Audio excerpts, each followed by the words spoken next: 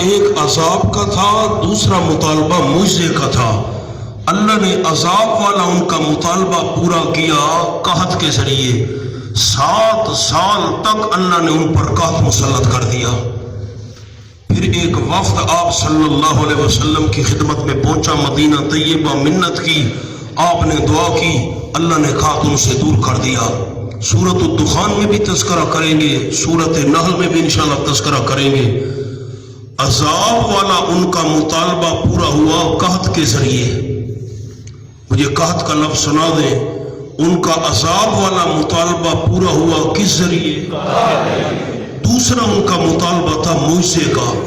معجزے کا اللہ نے مطالبہ پورا کیا اسراء اور معراج والے معجزے کے ذریعے۔ سبحان الذی اسریٰ بعبدہ۔ عذاب مانگتے ہو، قحط آ گیا۔ معجزہ مانگتے ہو، اسراء اور معراج والا معجزہ ہم نے تم کو دکھا دیا۔ اب نہیں مانتے، عذاب کے لیے تیار رہو۔ لیکن ان کا نہیں، ہمارے کچھ شبہات ہیں، ہمارے کچھ سوالات ہیں، آپ کم از کم عذاب سے پہلے ان سوالات کے جواب تو دے دیں، ان شبہات کے جواب تو دے دیں۔ تو اللہ نے عذاب نازل کرنے سے پہلے، بالکل ان کو تباہ و برباد کرنے سے پہلے ان کے شبہات کے جواب سورۃ الکہف میں دے دیے۔ یہ مضامین کا رب سمجھ آ گیا۔ اب مجھے مطالبے سنائیں ان کے۔ مشرکین مکہ کے کتنے مطالبے تھے؟ ایک مطالبہ عذاب کا، دوسرا مطالبہ معجزے کا۔ عذاب والا ان کا مطالبہ کیسے پورا ہوا؟ قحط کے ذریعے۔ اور معجزے والا مطالبہ کیسے پورا ہوا؟ اسراء اور معراج والے معجزے کے ذریعے۔ تو اب ان پر عذاب آنا چاہیے تھا، بالکل تباہ و برباد ہو جاتے۔ انہوں نے کہا ہمارے کوئی شبہات ہیں، کم از کم ان کے جواب تو دے دو، ہماری تسلی ہو جائے۔ اللہ نے 4 شبہات کے جواب سورۃ الکہف میں دے دیے۔ اب سورت کا دعویٰ لکھیں، جو علماء کرام ہیں نا وہ عربی میں لکھیں۔ نفی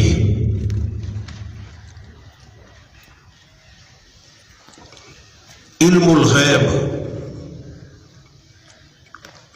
اصل عبارت ہے نفی علم الغیب۔ میں ذرا آسان کر رہا ہوں۔ نفی علم الغیب عن العباد الصالحین عن عین، عن العباد الصالحین، عن العباد الصالحین، ودفع الشبہات الاربع۔ عبارت بنے گی ودفع الشبہات الاربع بحال الصالحین، بحال الصالحین۔ اب اردو والے اردو میں لکھے، میں عربی میں دہرا دیتا ہوں۔ نفی علم الغیب عن العباد الصالحین ودفع الشبہات الاربع بحال الصالحین۔ اردو والے اردو میں لکھیں، نفی شرک فی العلم اور 4 شبہات کا جواب۔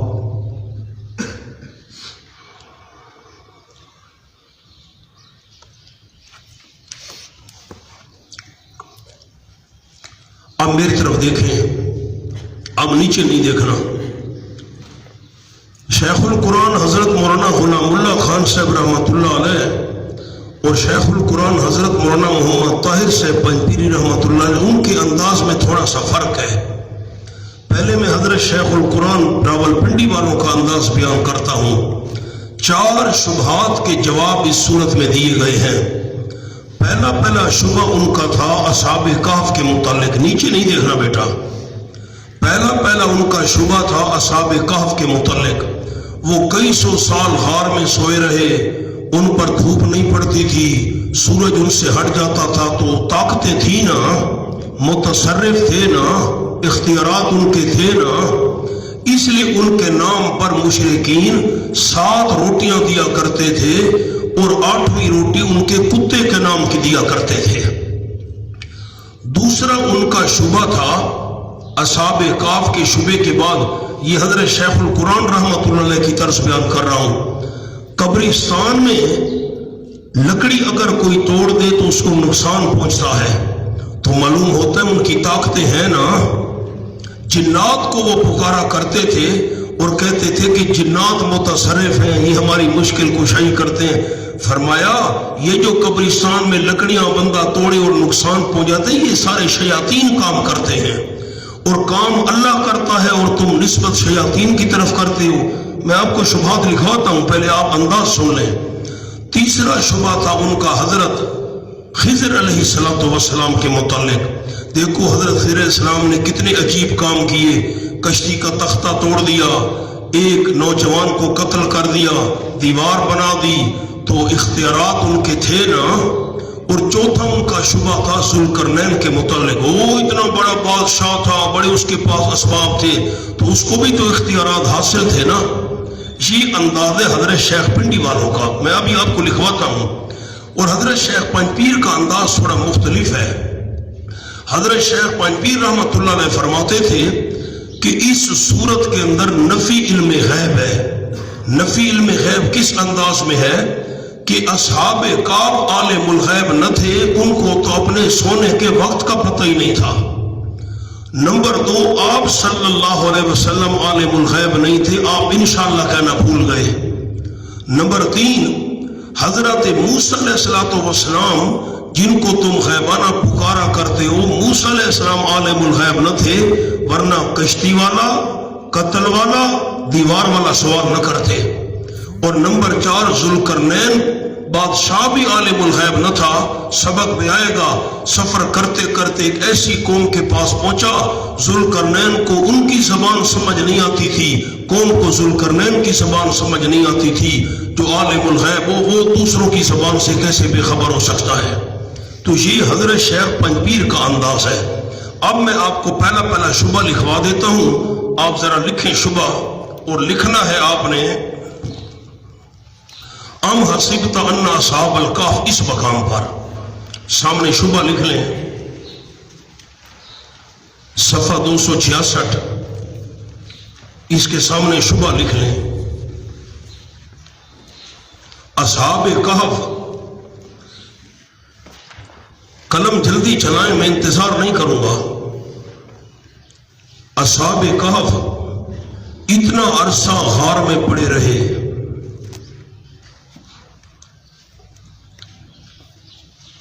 ان کو دھوپ بھی نہ لگتی تھی،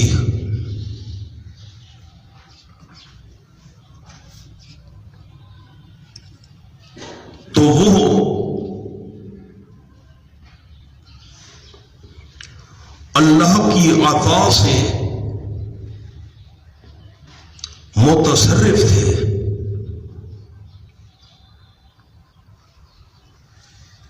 لہذا مشرکین ان کی نظر و نیاز دینے لگ گئے۔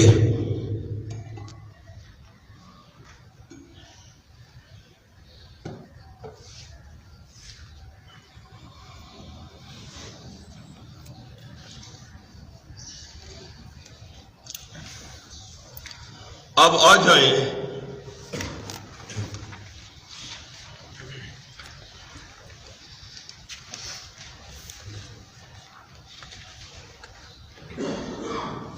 صفحہ 370 پر، 270 آخری دو سطریں، وَإِذْ قُلْنَا لِلْمَلَائِكَةِ اسْجُدُوا لِآدَمَ، اس کے سامنے لکھے شبہ نمبر 2۔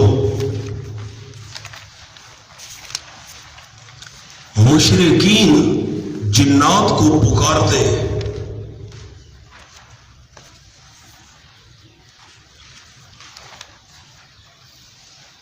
کام ان کے اللہ کرتا،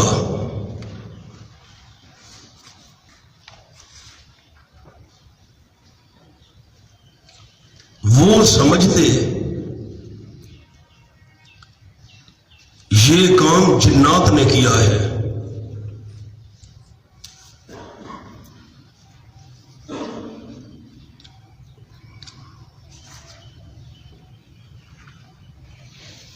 اب تیسرا شبہ 271 صفحہ 7 والا جو ہے نا، اس کی بالکل آخری سطر ہے، وَإِذْ قَالَ مُوسَىٰ لِفَتَاهُ، اس کے سامنے لکھیں شبہ نمبر 3۔ موسیٰ علیہ السلام غیب دان نہ تھے،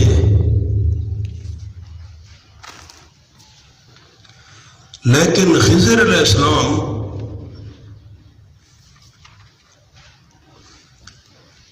غیب دان اور متصرف تھے.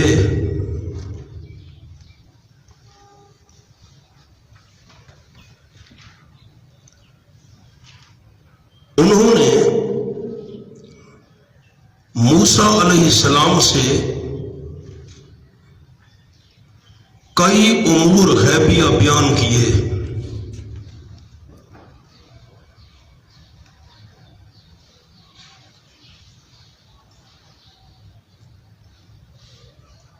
صفحہ 373 پر آ جائیں، بالکل آخری 2 سطریں ہیں. وَيَسْأَلُونَكَ عَنْ ذِي الْقَرْنَيْنِ، اس کے سامنے لکھیں شبہ نمبر 4.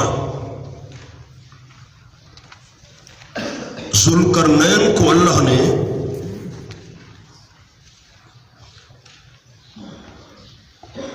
بہت طاقت دی ہوئی تھی.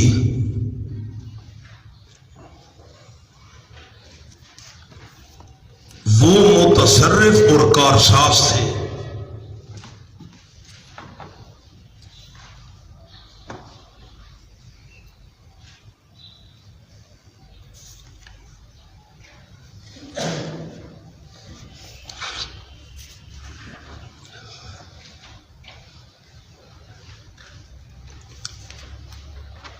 میں نے آپ کو سورت کا ربط بھی سنا دیا، سورت کا دعویٰ بھی لکھوا دیا، 4 شبہات بھی عرض کر دیے.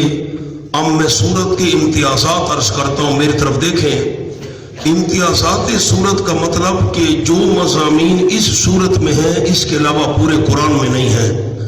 اصحاب کہف کا قصہ اس سورت میں ہے، پورے قرآن میں نہیں ہے. حضرت موسیٰ علیہ السلام خضر علیہ السلام کا قصہ اس سورت میں ہے، پورے قرآن میں نہیں ہے. ذوالقرنین کا واقعہ اس صورت میں ہے، اس کے علاوہ پورے قرآن میں اور کہیں نہیں ہے. یہ میں نے آپ کو نمونہ سنا دیا. اس ہماری بات کا عنوان کیا ہے؟ امتیازات صورت. ویسے میں نے امتیازات بہت سارے لکھے ہیں جو مضامین اس صورت میں ہے، پورے قرآن میں نہیں ہے. میں نے 3 امتیازات آپ کو بتا دیے. اصحاب کہف کا قصہ 1، موسیٰ علیہ السلام خضر علیہ السلام کا قصہ 2، ذوالقرنین کا قصہ 3. یہ اس صورت میں مضامین ہے، اس کے علاوہ پورے قرآن میں اور کہیں نہیں ہے. اب میری طرف دیکھیں.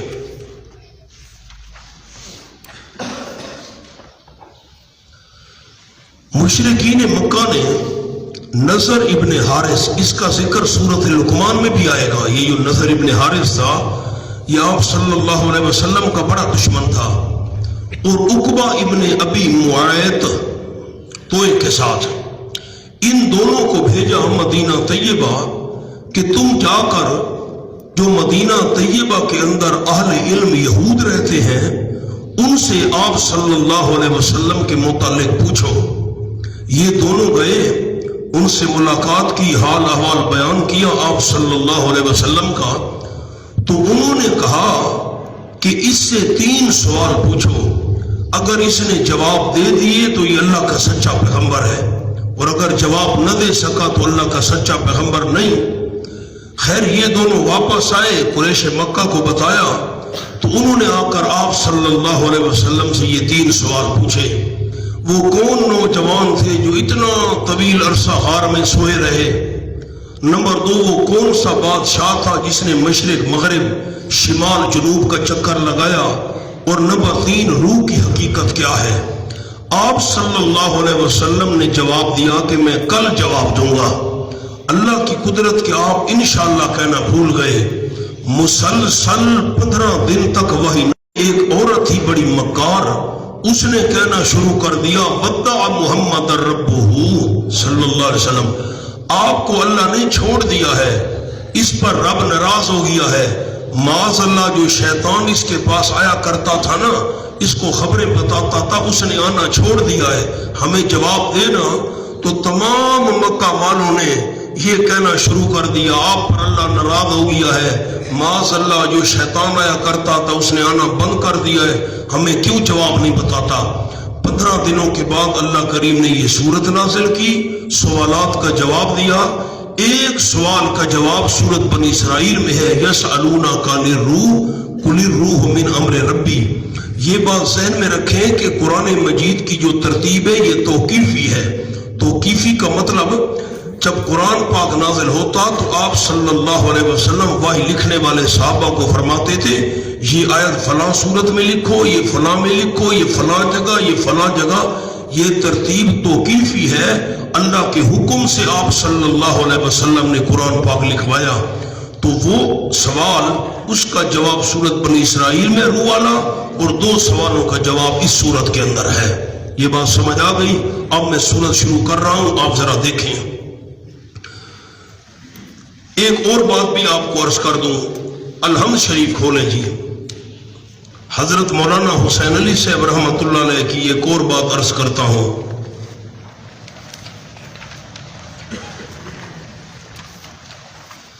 سورت الفاتحہ شروع ہو رہی ہے الحمدللہ، یہاں ہاتھ رکھیں۔ سورت الانعام پہلا صفحہ کھولیں۔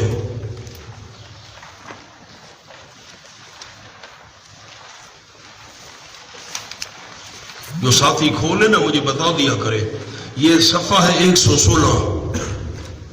الحمدللہ الذی خلق السماوات، یہ بھی سورت الحمدللہ سے شروع ہو رہی ہے، یہاں بھی ہاتھ رکھیں۔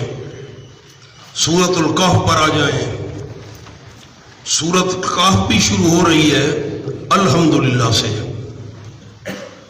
یہ صفحہ 265۔ اس کے بعد آ جائیں سورت سبا پر، نشانی رکھنی ہے۔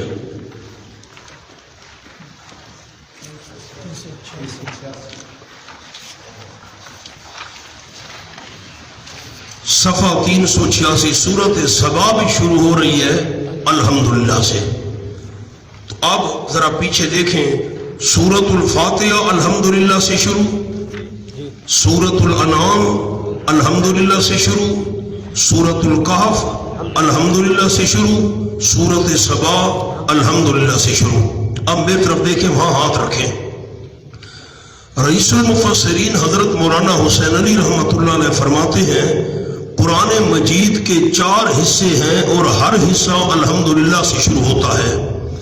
پہلا حصہ سورت الفاتحہ الحمدللہ سے شروع ہوتا ہے اور چلا آتا ہے سورت المائدہ کے آخر تک۔ اس پہلے حصے میں خالقیت کا بیان ہے کہ ہر ایک چیز کو پیدا کرنے والا اللہ ہے۔ بس آپ خالقیت کے لفظ پر غور کریں۔ قرآن مجید کے 4 حصے ہیں، ہر حصہ الحمدللہ سے شروع ہوتا ہے۔ پہلا حصہ سورت فاتحہ سے لے کر سورت المائدہ کے آخر تک، اس میں کون سا مضمون ہے؟ خالقیت۔ دوسرا حصہ سورت الانعام سے شروع ہوتا ہے اور بنی اسرائیل کے آخر تک۔ دوسرا حصہ سورت الانعام الحمدللہ سے شروع ہو رہا ہے، سورت بنی اسرائیل کے آخر تک۔ اس میں حضرت صاحب رحمۃ اللہ علیہ فرماتے ہیں ربوبیت کا بیان ہے۔ الحمدللہ الذی خلق السماوات والارض وجعل الظلمات والنور ثم الذین کفروا بربہم یعدلون۔ اس میں ربوبیت کا بیان ہے کہ تمام کائنات کو پیدا کرنے کے بعد ان کی ضروریات پوری کرنے والا اللہ ہے، تمام نعمتیں عطا کرنے والا اللہ ہے۔ تو اس میں ربوبیت کا بیان ہے۔ اب تیسرا حصہ آ گیا، سورت الکہف سے شروع ہوا اور سورت الاحزاب کے آخر تک۔ اس تیسرے حصے میں حضرت مولانا حسین علی رحمۃ اللہ علیہ فرماتے ہیں، تیسرے حصے میں اللہ نے فرمایا کہ میں اللہ سارے اختیارات کا مالک ہوں، میں نے اپنے اختیارات کسی کے حوالے نہیں کیے۔ تیسرے حصے کا خلاصہ، تمام اختیارات کا مالک میں اللہ ہوں، میں اللہ نے اپنے اختیارات کسی کے حوالے نہیں کیے۔ اب چوتھا حصہ سورت سبا سے لے کر آخر تک والناس کی سین تک، چوتھے حصے کا خلاصہ قیامت میں بھی سارے اختیارات کا مالک میں ہوں گا۔ یہ بات سمجھ آ گئی؟ کوئی میرے سامنے شفیع قہری نہیں ہوگا کہ زبردستی سفارش کر کے مجھ سے بات منوا سکے۔ قیامت میں بھی اختیارات میرے پاس ہوں گے۔ اب میں دوبارہ دہراتا ہوں، اب میری طرف دیکھیں۔ پہلے حصے میں خالقیت کا بیان، ہر ایک کو پیدا کرنے والا اللہ۔ دوسرے حصے میں ربوبیت کا بیان، تمام کائنات کی ضروریات پوری کرنے والا اللہ۔ تیسرے حصے کے اندر سارے اختیارات کا مالک صرف میں اللہ خود ہوں، میں نے اپنے اختیارات کسی کے حوالے نہیں کیے۔ اور چوتھے حصے کا خلاصہ، قیامت میں بھی سارے اختیارات کا مالک میں ہوں گا، میرے سامنے کوئی شفیع قہری نہیں ہے جو مجھ سے سفارش کر کے زبردستی بات منوا سکے۔ تو اب حضرت مولانا حسین علی رحمۃ اللہ علیہ پر سوال ہوا کہ یہ جو چوتھا حصہ ہے، آپ نے فرمایا کہ چوتھا حصہ بھی الحمدللہ سے شروع ہو رہا ہے، سورت سبا سے۔ اس حصے میں تو 2 سورتیں الحمدللہ سے شروع ہو رہی ہیں، اگلی سورت فاطر دیکھیں وہ بھی الحمدللہ سے شروع ہو رہی ہے۔ تو 5ویں حصے کے اندر کتنی صورتیں آ گئی الحمدللہ والی؟ 2 آ گئی۔ سورت سبا بھی الحمدللہ سے شروع ہو رہی ہے، سورت فاطر بھی الحمدللہ سے شروع ہو رہی ہے۔ پھر وہ 4 باتیں تو وہ نہ رہی نا۔ تو حضرت مولانا حسین علی رحمۃ اللہ علیہ نے جواب دیا کہ سورت فاطر کا خلاصہ یہ ہے کہ غیبانہ پکار کے لائق صرف اللہ ہے۔ اب میری طرف دیکھیے گا، سورت سبا سے جو چوتھا حصہ شروع ہوا تھا، اس کا خلاصہ کیا تھا؟ قیامت میں اختیارات کا مالک بھی صرف میں ہوں گا، کوئی زبردستی سفارش کر کے منوانے والا نہیں ہے۔ جب کوئی زبردستی سفارش کر کے منوانے والا نہیں ہے، سارے اختیارات کا مالک میں ہوں، تو غیبانہ پکاروں کے لائق بھی تو میں ہوں نا۔ تو یہ دونوں باتیں ایک ہو گئیں، سورت سبا اور سورت فاطر والی۔ یہ میں تفصیل انشاءاللہ سورت الفاتحہ میں عرض کروں گا۔ اب جو میں بات عرض کرنا چاہتا ہوں وہ یہ ہے کہ سورت الکہف سے قرآن کا تیسرا حصہ شروع ہو رہا ہے۔ اب جو بات میں نے سبق کے متعلق عرض کرنی ہے وہ کیا ہے؟ سورت الکہف سے حضرت مولانا حسین علی رحمۃ اللہ علیہ کی طرز پر قرآن پاک کا کون سا حصہ شروع ہو رہا ہے؟ تیسرا حصہ۔ اور تیسرے حصے کا خلاصہ یہ ہے کہ تمام اختیارات کا مالک میں خود ہوں، میں اللہ نے اپنے اختیارات کسی کے حوالے نہیں کیے۔ یہ بس ایک جملہ آپ نے سمجھ لیا نا جی۔ اب میں سورہ شروع کر رہا ہوں۔ بسم اللہ الرحمن الرحیم، الحمدللہ الذی انزل علی عبدہ الکتاب ولم یجعل لہ عوجا۔ الحمدللہ یہ ہے دعویٰ، اور الذی انزل علی عبدہ الکتاب یہ موصول اور صلہ مل کر یہ اس کی دلیل بنیں گے۔ پہلے تو میں الحمد کی مختصر بات آپ کو سناؤں، میری طرف دیکھیں۔ باقی جتنے مفسرین کرام رحمہ اللہ وہ کہتے ہیں الحمدللہ میں جو الف لام ہے یہ الف لام استغراق کا ہے۔ اب یہ بڑے ساتھی میری بات سمجھیں گے، کیا مانا؟ تمام تعریفیں جو ہیں اللہ ہی کے لیے ہیں۔ ہم نے مفسرین کرام رحمہ اللہ پر سوال کیا کہ جب تمام تعریفیں اللہ ہی کے لیے، پھر انبیاء علیہ السلام کی تعریفیں کیوں؟ آپ صلی اللہ علیہ وسلم کی تعریفیں کیوں؟ اولیاء کرام وغیرہ ان کی تعریفیں کیوں؟ تو وہ کہتے ہیں کہ ان کی جو تعریف کی جاتی ہے تو ان کو خوبیاں بھی تو اللہ نے دی ہیں، تو ان کی تعریف کرنا گویا اللہ کی تعریف کرنا ہے۔ پھر جو مخلوق کے اندر خوبیاں ہیں ہم تعریف کرتے ہیں، مخلوق کی خوبیاں ہمیشہ رہنے والی نہیں ہیں، جو اللہ کی خوبیاں ہیں وہ ہمیشہ رہنے والی ہیں۔ تو گویا کہ مخلوق کی تعریف اللہ کی تعریف ہے، تو ایک سوال جواب کا سلسلہ شروع ہو جاتا ہے۔ حضرت مولانا حسین علی رحمۃ اللہ علیہ فرماتے ہیں کہ نہیں، یہ جو الحمد میں الف لام ہے یہ استغراق کا نہیں ہے، یہ الف لام جنس اور عہد خارجی کا ہے۔ اصل الف لام کی جو وضع ہے یہ جنس اور عہد خارجی کے لیے ہے۔ اس کو جو استغراق کے لیے استعمال کیا جاتا ہے تو یہ اس کا استعمال مجازی ہے، حقیقی اس کی جو وضع ہے وہ جنس اور عہد خارجی کے لیے ہے۔ اب میں آسان بات کروں، یہ تو علمی بات تھی بڑے ساتھیوں کے لیے، آسان بات یہ ہے الحمدللہ وہ تمام تعریفیں جو اللہ کا حق ہیں وہ صرف اللہ ہی کے لیے ہیں۔ اب آپ نے عوام کو یہ بات نہیں سنانی استغراق اور عہد خارجی اور یہ وہ، عوام کو کیا سمجھ آئے گا؟ آپ نے عوام کے سامنے مانا کیا کرنا ہے؟ الحمدللہ وہ تمام تعریفیں جو اللہ کے لائق ہیں، وہ تمام تعریفیں جو اللہ کا حق ہیں، للہ وہ صرف اللہ ہی کے لیے ہے اور کسی کے لیے نہیں ہے۔ انبیاء علیہ السلام کی تعریف آپ کریں، آپ صلی اللہ علیہ وسلم کی تعریفیں کریں، لیکن جو تعریف اللہ کا حق ہے مشکل کشا، حاجت روا، داتا، عالم الغیب وغیرہ وغیرہ. جو تعریف اللہ کا حق ہے وہ صرف اللہ ہی کے لیے ہے اور کسی کے لیے نہیں ہے. عوامی بات ذہن میں آ گئی؟ علمی بات عوام کے سامنے نہیں کرنا. علمی باتیں ہوتی ہیں سبق کے اندر، دور تفسیر میں عوام کو سادی بات آپ نے سنانی ہے. تمام تعریفیں الوہیت والی وہ صرف کس کے لیے ہیں؟ اللہ ہی کے لیے. یہ بات سمجھ آ گئی؟ اب آپ دہرائیں تو مجھے خوشی ہو. کون سی تعریفیں مراد ہیں؟ الوہیت والی تعریفیں. بس ایک لفظ یاد کر لیں. کون سی تمام تعریفیں؟ الوہیت والی. آپ دہرائیں گے تو میں آگے چلوں گا. کون سی تمام تعریفیں؟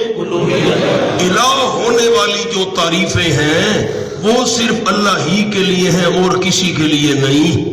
بات حل ہو گئی؟ بسم اللہ الرحمن الرحیم. الحمدللہ، تمام تعریفیں الوہیت والی للہ اللہ ہی کے لیے ہیں. الذی وہ اللہ انزل علی عبدہ الکتاب، جس نے اتاری اپنے خاص بندے پر کتاب. اب موصول صلہ مل کر اس کی دلیل بن رہا ہے. الحمدللہ تو دعویٰ تھا، الوہیت والی تعریفیں صرف اللہ ہی کے لیے. اللہ ہی کے لیے کیوں ہے؟ اگر اپنے خاص بندے پر کتاب نازل کرنے والا اللہ تو الحمدللہ. اب تمہید کے اندر دو باتیں ہیں، سامنے حاشیے پر لفظ لکھیں تمہید. نمبر 1 غرض کتاب، جلدی کریں. نمبر 1 غرض کتاب. نمبر 2 تسلی برائے نبی صلی اللہ علیہ وسلم.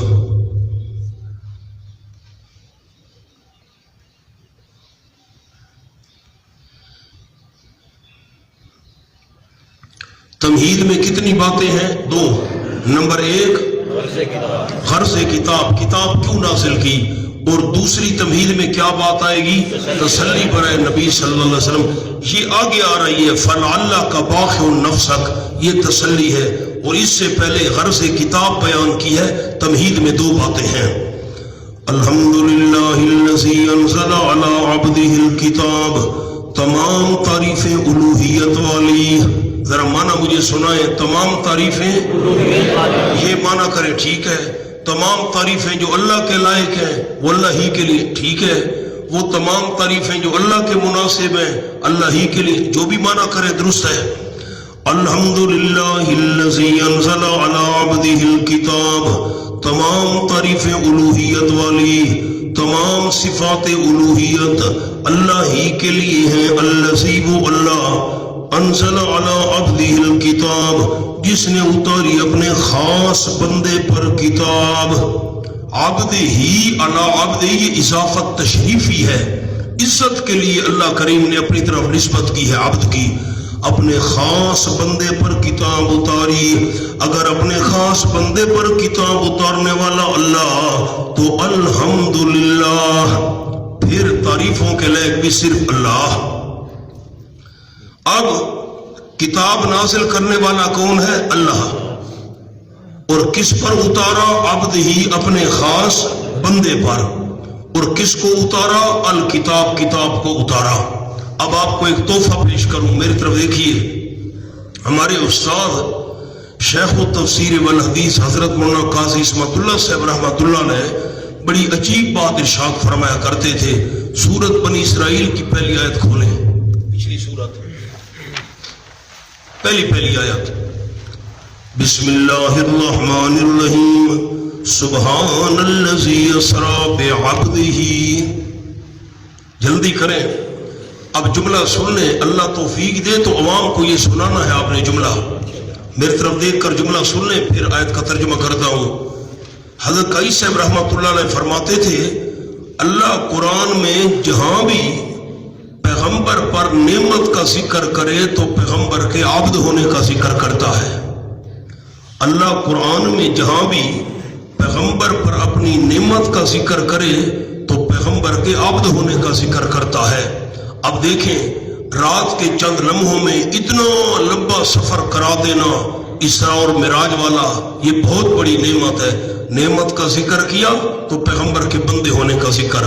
سبحان الذی، شریکوں سے پاک سمجھو اس اللہ کریم کو، اسرا بعبدہ لیلا، جو لے گیا اپنے خاص بندے کو رات کے تھوڑے سے حصے میں، راتوں رات، من المسجد الحرام الى المسجد الاقصی، مسجد حرام سے مسجد اقصی۔ اب یہ صورت الحمدللہ الذی انزل علی عبدہ الکتاب، تمام تعریفیں الوہیت والی اللہ ہی کے لیے ہیں جس نے اتاری اپنے خاص بندے پر کتاب۔ اب قرآن پاک بہت بڑی نعمت ہے، نعمت کا ذکر کیا تو پیغمبر کے بندے ہونے کا ذکر کیا۔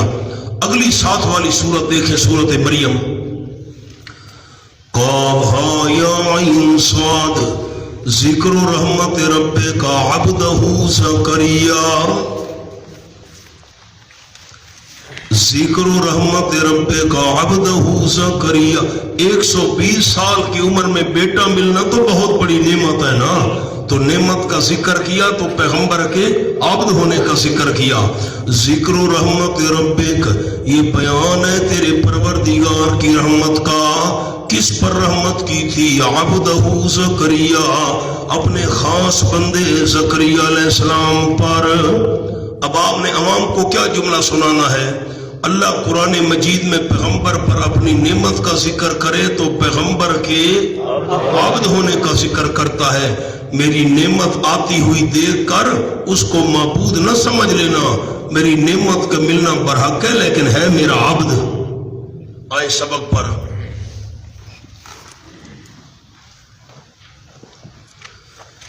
الحمدللہ الذی انزل علی عبدہ الکتاب۔ اب الحمدللہ دعویٰ تھا اور آگے موصول اور صلہ مل کر اس کی دلیل بن گئے، تو کیسے فٹ کریں گے؟ تمام تعریفیں الوہیت والی اللہ ہی کے لیے ہے، وہ اللہ جس نے اتاری اپنے خاص بندے پر کتاب، اپنے خاص بندے پر کتاب اتارنے والا اللہ۔ تو الحمدللہ، یہ وَلَمْ يَجْعَلْ لَهُ عِوَجًا، اب یہ کتاب کی فضیلت بیان ہو رہی ہے، فضیلت منزل۔ وَلَمْ يَجْعَلْ لَهُ عِوَجًا، اور نہیں بنائی اللہ کریم نے اس کتاب کے لیے عوجاً کوئی کجی، کوئی ٹیڑھا پن اس کتاب کے اندر نہیں ہے۔ عوجاً کجی، ٹیڑھا پن، نہ کوئی لفظی ٹیڑھا پن ہے نہ کوئی مانوی ٹیڑھا پن ہے اس قرآن پاک کے اندر۔ میں عرض کرتا ہوں، قیما لینذر باسا شدیدا من لدنہ، قیما بالکل مضبوط ہے، لینذر باسا شدیدا من لدنہ، تاکہ ڈرائے وہ سخت عذاب سے، تاکہ ڈرائے وہ سخت عذاب سے۔ یہ حکمت انزال بیان ہو رہی ہے، کیوں اللہ نے کتاب نازل کی؟ تاکہ ڈرائے وہ سخت عذاب سے من لدنہ، جو اللہ کریم کی طرف سے ہوگا۔ سامنے حاشی پر جملہ لکھیں۔ نمبر 1، ایوا جن کا تعلق، جلدی کریں میں دیر نہیں کروں گا، جو ساتھی کچھ رہ جائے تو بعد میں لکھ لیا کریں۔ ایوا جن کا تعلق الفاظ و معانی سے،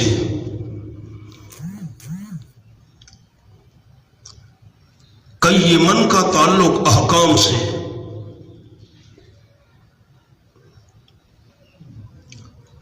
نمبر 2 قیمن تاکید ہے،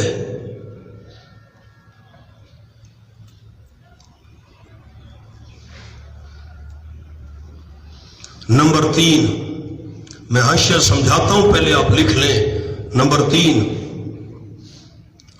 قرآن کی 2 صفات، نمبر 1 کمال، نمبر 2 اکمال۔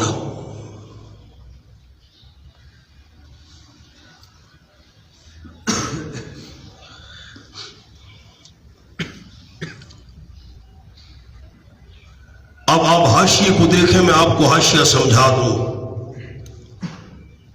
اوپر نہیں دیکھنا، آپ نے حاشیے کو دیکھنا ہے۔ اب میں نے 3 باتیں آپ کو لکھوا دی ہیں. ایوا جن کا تعلق کس کے ساتھ ہے آپ نے پڑھنا ہے؟ الفاظ اور معانی کے ساتھ. اس کے جو الفاظ ہیں، اس کے جو معانی ہیں، اس میں کوئی کجی نہیں ہے. الفاظ اور معانی میں کوئی ٹیڑھا پن نہیں ہے، کوئی تناقض نہیں ہے. فصاحت اور بلاغت کا اعلیٰ معیار ہے، اس میں کوئی خلاف واقع بات نہیں ہے. اور قیمن کے بارے میں کیا لکھوایا؟ قیمن کا تعلق احکام کے ساتھ ہے. اس کے احکامات جو ہیں مضبوط ہیں، بالکل سیدھے ہیں، کوئی ٹیڑھا پن احکام کے اندر نہیں ہے، بالکل مضبوط اور سیدھے احکام ہیں. ایوا جن کا تعلق الفاظ اور معنی کے ساتھ، اور قیمن کا تعلق احکام کے ساتھ. اور دوسرا قول میں نے آپ کو لکھوایا کہ قیمن یہ تاکید ہے ایوا جن کی، بس. اور تیسری جو بات ہے نا اصل، وہ بڑی عجیب بات ہے. قرآن کی 2 صفتیں ہیں. نمبر 1 صفت ہے قرآن کی کمال، اور دوسری قرآن کی صفت آپ کو لکھوائی. آپ پڑھیں. ایوا جن کا تعلق کمال سے ہے اور قیمن کا تعلق اکمال سے ہے. آپ دہرائیں تو ذرا. ایوا جن کا تعلق کمال سے ہے اور قیمن کا تعلق اکمال سے ہے. کیا مطلب؟ حاشیے کو دیکھیں. ایوا جن اس کا تعلق کمال کے ساتھ. قرآن اپنی ذات میں کامل ہے، قرآن اپنی ذات میں مکمل ہے، کمال کا اعلیٰ درجہ ہے قرآن کے اندر. اور دوسری بات اکمال، قرآن خود بھی کامل ہے اور دوسروں کو بھی کامل بنانے آیا ہے. قرآن خود بھی کامل ہے اور دوسروں کو بھی کامل. تو ایوا جن کا تعلق کمال سے ہے اور قیمن کا تعلق اکمال سے ہے. لم یجعل لہ عوجا، قرآن کامل ہے، قیمن دوسروں کو کامل بنانے کے لیے آیا ہے. تینوں باتیں سمجھ آ گئی؟ آگے چلیں. لِيُنذِرَ بَأْسًا شَدِيدًا مِّن لَّدُنْهُ. لِيُنذِرَ کے نیچے چھوٹا سا لکھ لیں تخویف. تخویف ذہن میں ہے، منکرین کے لیے ڈراوا. کل اصطلاحات میں عرض کیا تھا. آپ صلی اللہ علیہ وسلم کا فریضہ بھی بیان ہو رہا ہے اور ڈراوا بھی ہے. قیمن لِيُنذِرَ بَأْسًا شَدِيدًا مِّن لَّدُنْهُ، تاکہ ڈرائے وہ سخت عذاب سے. مِن لَّدُنْهُ، جو اللہ کریم کی طرف سے ہوگا. کن کے لیے ہوگا؟ منکرین کے لیے ہوگا. وَيُبَشِّرَ الْمُؤْمِنِينَ. آپ نے غور کرنا اس آیت پر. کس سے ڈرائے؟ سخت عذاب سے. آپ ذرا کہیں تو میں آگے چلوں. کس سے ڈرائے؟ سخت عذاب سے. کن کو ڈرائے اس کا ذکر نہیں آیا. کس سے ڈرائے؟ کن کو ڈرائے اس کا ذکر یہ ذہن میں رکھیے گا. وَيُبَشِّرَ الْمُؤْمِنِينَ، اس کے نیچے بشارت، قلم ہاتھ پہ رکھیں. بشارت، خوشخبری، اور تاکہ خوشخبری سنائے المؤمنین، ماننے والوں کو. کون سے ماننے والے؟ الذین یعملون الصالحات، جو عمل کرتے رہتے ہیں نیک. اچھا، خوشخبری سنانی ہے کن کو؟ مومنوں کو. اور کس چیز کی خوشخبری سنانی ہے؟ ان لہم اجرا حسنا، یقیناً ان کے لیے اجر ہوگا بہت اچھا آخرت میں.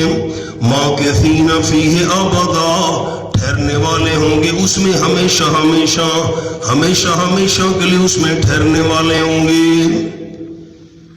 میری طرف دیکھیں، میں یاد بود عہد آپ کو یاد کراؤں.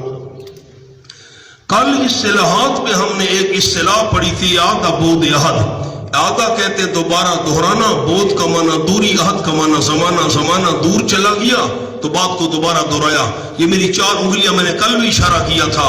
ایک مضمون شروع کیا، ابھی اس کا نتیجہ بیان نہیں ہوا تھا، درمیان میں اور باتیں آ گئیں، تو نتیجہ بیان کرنے سے پہلے پھر اسی مضمون کو دہرا دینا، اس کو کہتے آدھا بود عہد.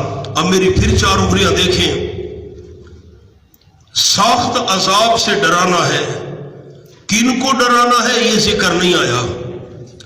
خوشخبری سنانی ہے مومنوں کو. کس چیز کی سنانی ہے؟ ان کو اچھا اجر ملے گا. اب مومنین، ان کا ذکر بھی آ گیا، ان کو خوشخبری سنانی ہے. کس چیز کی سنانی ہے؟ اجر حسن کی، یہ ذکر بھی آ گیا. لیکن وہاں عذاب کا ذکر تو آیا تھا، ڈرانا ہے عذاب سے، کن کو ڈرانا ہے اس کا ذکر نہیں آیا تھا، تو اس کا ذکر کرنے سے پہلے یونذر کو دوبارہ دہرا دیا۔ دیکھیں وَيُنذِرَ الَّذِينَ قَالُوا اتَّخَذَ اللَّهُ وَلَدًا، کن کو ڈرانا تھا اب ان کا ذکر آیا تو پھر یونذر کو دوبارہ دہرا دیا، اس کو کہتے یاد بود یاد۔ وَيُنذِرَ الَّذِينَ قَالُوا اتَّخَذَ اللَّهُ وَلَدًا، تاکہ ڈرائے ان لوگوں کو، قالوا جنہوں نے کہا، اتخذ اللہ ولدا بنا لیا اللہ کریم نے نائب، والدن کے نیچے لکھے نائب، اللہ کی بعض مخلوق کو انہوں نے نائب بنا لیا، بیٹا بنا لیا، نائب بنا لیا۔ کالو کے نیچے شکوہ بھی لکھے، شکوہ ذہن میں ہے، اللہ ان کی شکایت کرتا ہے، اس کی نشانی کیا ہے؟ کالا یا کالو ہوگا، جو کہتے ہیں اللہ کریم نے نائب بنا لیا، شرم نہیں آتی ان کو، اللہ نے نائب بنا لیا۔ اللہ کے کوئی نائب ہو سکتے ہیں؟ ان کو ڈرانا ہے۔ اب آپ نے بات سمجھ لی، خوشخبری کن کو سنانی ہے؟ آپ نے بتانا ہے، مومنین کو۔ کس کی؟ اچھا، ڈرانا کس سے تھا؟ سخت کن کو ڈرانا تھا؟ قالوا اتخذ اللہ ولد، تو چونکہ ان کا ذکر نہیں آیا تھا نا، تو اس لیے یونذر کو دوبارہ دہرا دیا۔ یہ بات ادھر سمجھ آ گئی ہے؟ اب میری طرف دیکھیں، نیچے نہیں دیکھنا، پہلی دفعہ بات آئی ہے، پھر پورے قرآن میں آتی رہے گی۔ ایک ہوتا ہے بیٹا ہونا، ایک ہوتا ہے بیٹا بنا لینا۔ بیٹا ہونا تو یہ کہ انسان کا حقیقی بیٹا پیدا ہو جائے، اور جس کی اولاد نہ ہو اس کو غم ہوتا ہے میری زمینوں کا اور جائیداد کا کیا بنے گا، مال دولت کا، تو کسی سے مانگ کر اس کو بیٹا بنا لیتا ہے، بھئی تاکہ میں فوت بھی ہو جاؤں تو یہ تمام چیزیں تیری ہو جائیں، تو ان کا مالک اور وارث بن جائے۔ تو وہ کہتے تھے اللہ کی حقیقی اولاد نہیں ہے، اللہ نے نیک ہستیوں کو بیٹا بنا لیا ہے، اپنے اختیارات ان کے حوالے کر دیے ہیں، اس لیے ہم نے ولد کے نیچے کون سا لفظ آپ کو لکھوایا؟ نائبن، اللہ نے نائب بنا لیا۔ میں کراچی جا رہا ہوں، میں نے دکان کی چابی نوکر کو دے دی، تو جان تیرا کام جانے، میں 2 مہینے کے لیے کراچی جا رہا ہوں، پیچھے تو نے سارا نظام سنبھالنا ہے۔ میں نے اپنے اختیارات اس کے حوالے کر دیے، جس کے حوالے اختیار کر دیا جائے اس کو کہتے ہیں نائب۔ اللہ نے نائب بنا لیے، اختیارات ان کے حوالے کر دیے۔ فرمایا نہیں، اللہ نے کسی کو نائب نہیں بنایا، اور یہ کوئی معمولی جرم نہیں۔ سورۃ مریم کھولیں، تکاد السماوات یتفطرن منہ وتنشق الارض وتخر الجبال حتی۔ صفحہ مل جائے تو صفحہ بتا دے تاکہ میں سارے ساتھیوں کو عرض کروں۔ 281 سورۃ مریم۔ تکاد السماوات یتفطرن منہ وتنشق الارض وتخر الجبال حتی۔ آیت نمبر 90 ہے، تکاد السماوات، قریب ہے کہ آسمان، یتفطرن منہ، پھٹ جائیں اس بات کی وجہ سے، اس عقیدے کی وجہ سے آسمان پھٹنے کے قریب ہو جاتے ہیں۔ وتنشق الارض، قریب ہے کہ پھٹ پڑے زمین۔ وتخر الجبال حتی، اور قریب ہے کہ گر پڑے پہاڑ کانپ کر، کانپتے ہوئے۔ آسمان پھٹنے کے قریب ہو جاتے ہیں، زمین ٹکڑے ٹکڑے ہونے کے قریب ہو جاتی ہے، پہاڑ کانپتے ہوئے گرنے کے قریب ہو جاتے ہیں۔ کیوں؟ ان دعوا للرحمن ولدا، اس لیے کہ نسبت کرتے ہیں وہ رحمان کے لیے نائب کی۔ جب وہ رحمان کے لیے نائب کی نسبت کرتے ہیں، آسمان و زمین اور پہاڑ پھٹنے کے قریب ہو جاتے ہیں، گرنے کے قریب ہو جاتے ہیں۔ وما ينبغي للرحمن ان يتخذ ولدا، حالانکہ نہیں مناسب، نہیں لائق رحمان کے لیے کہ بنائے کوئی نائب۔ اللہ کوئی نائب بنائے یہ اللہ کی شان کے لائق نہیں ہے۔ تو اب یہ جو کہنا کہ اللہ نے اپنے اختیارات پیروں فقیروں کے حوالے کر دیے، یہ کوئی معمولی گناہ ہے؟ یہ کوئی معمولی جرم ہے؟ معمولی جرم نہیں۔ جب کسی بندے کی زبان سے یہ لفظ نکلتے ہیں اللہ نے نائب بنا لیے، اپنے اختیارات پیروں فقیروں کے حوالے کر دیے، آسمان پھٹنے کے قریب ہو جاتا ہے، زمین ٹکڑے ٹکڑے ہونے کے قریب ہو جاتی ہے، پہاڑ کانپتے ہوئے گرنے کے قریب ہو جاتے ہیں، یہ تو اللہ کے حوصلے ہیں کہ برداشت کر رہا ہے۔ اب آپ نے تائید لکھی ہے سورۃ کاف پر، حاشیے پر لکھ لیں نا مولانا، آیت سورۃ مریم آیت نمبر 90، تائید لکھ لیں۔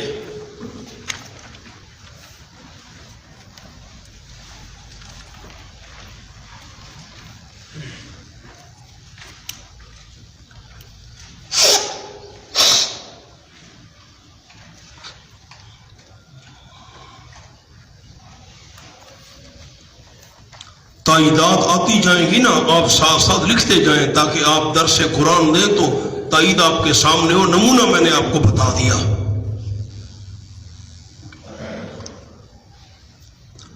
ما لهم به من علم ولا لآبائهم۔ اب یہ جو کہا نا قالوا اتخذ اللہ ولدا، اللہ نے نائب بنا لیا، اپنے اختیارات حوالے کر دیے، فرمایا نہ، میں نے اصحاب کاف کے حوالے بھی اختیارات نہیں کیے، جنات کے حوالے بھی اختیارات نہیں کیے، خضر علیہ السلام کے حوالے بھی اختیارات نہیں کیے، ذوالقرنین کے حوالے بھی اختیارات نہیں کیے۔ اللہ کریم ان چیزوں سے پاک ہے۔ جو یہ کہہ رہے ہیں نا اللہ نے ان کو اختیارات دیے، ان کو ڈرانا ہے سخت عذاب سے۔ ما لهم به من علم ولا لآبائهم، ما لهم کے نیچے لکھے زجر، اللہ ڈانٹ رہے ہیں ان کو، شرم نہیں آتی ان کو۔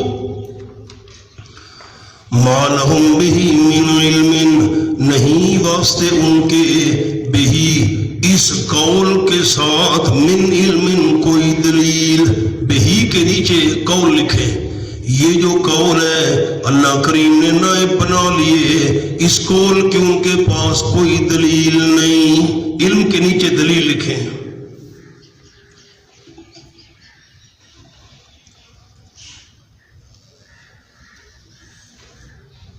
ولا لآبائهم، اور نہ ان کے باپ دادوں کے پاس کوئی دلیل، نہ ان کے پاس کوئی دلیل، نہ ان کے باپ داداؤں کے پاس کوئی دلیل۔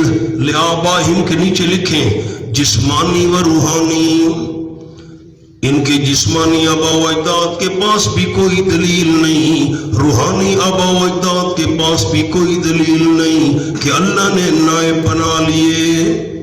جسمانی باپ دادا سے تو مراد یہ نا باپ ہے، دادا ہے، پردادا ہے، اور روحانی سے مراد ہے علماء سو، جو ان کے روحانی باپ دادا ہیں علماء سو، برے برے پیر، ان کے پاس بھی کوئی دلیل نہیں ہے کہ اللہ نے اختیارات اپنے دوسروں کے حوالے کر دیے۔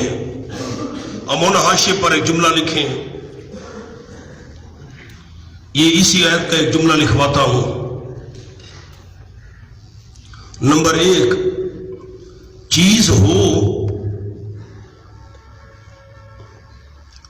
اس کے حالات کا پتہ نہ ہو،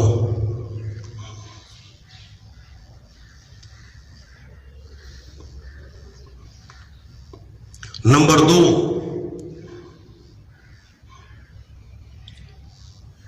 وہ چیز ہی نہ ہو اس لیے حالات کا پتہ نہ ہو۔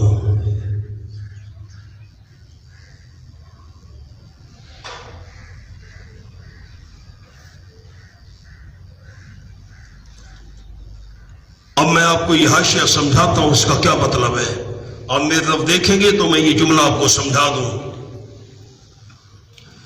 ایک چیز ہے ہی نہیں، میں مثال دیتا ہوں، ایک بچہ پیدا ہی نہیں ہوا، ہمیں بچے کے نام کا پتہ ہوگا؟ آپ نے ہاں نہ بھی نہیں کی۔ ایک بچہ پیدا ہی نہیں ہوا، دنیا میں آیا ہی نہیں، ہمیں اس کے نام کا پتہ ہوگا؟ اس کے والد کے نام کا پتہ ہوگا؟ اس کے خاندان ہے ہی نہیں،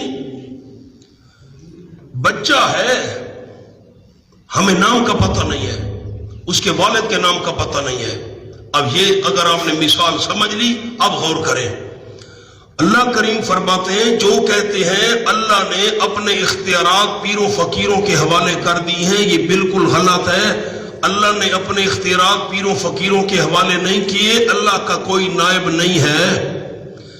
ایک صورت تو یہ ہے کہ اللہ کا نائب ہو ہمیں پتہ نہ ہو، اللہ کا نائب ہو ہمیں پتہ نہ ہو، اور دوسری بات ہے اللہ کا نائب ہی نہ ہو۔ تو اب پہلی بات ہے یا دوسری ہے؟ اللہ کا نائب، اللہ کا نائب یوں نہیں ہے کہ اللہ کا نائب ہے ہمارے علم میں نہیں ہے جی، پتہ نہیں کوئی نہ کوئی اللہ کا نائب ہوگا، اللہ کریم کا ولد ہوگا، ہمیں نہ، اللہ کا نائب ہے ہی نہیں۔ اب غور کرنا، یہ حاشیہ آپ کو کیوں لکھوایا؟ اللہ کا نائب ہوتا ہمیں پتہ نہ ہوتا، اللہ کا نائب ہوتا ہمیں پتہ نہ ہوتا، یہ بات قابل مواخذہ نہیں ہے۔